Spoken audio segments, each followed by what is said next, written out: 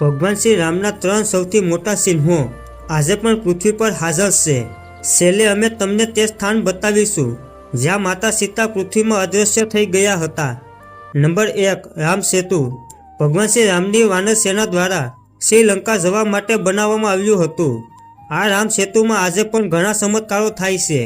અહીં એવા પથ્થરો જોવા મળે છે જે પાણીમાં ડૂબતા નથી। ભક્તો દૂર દૂરથી અહીં દર્શન કરવા આવે છે। પ્રધાનમંત્રી નરેન્દ્ર મોદી પણ અહીં આવ્યા હતા અને રામ સેતુના દર્શન કર્યા હતા। નંબર 2, સુગ્રીવ ગુફા।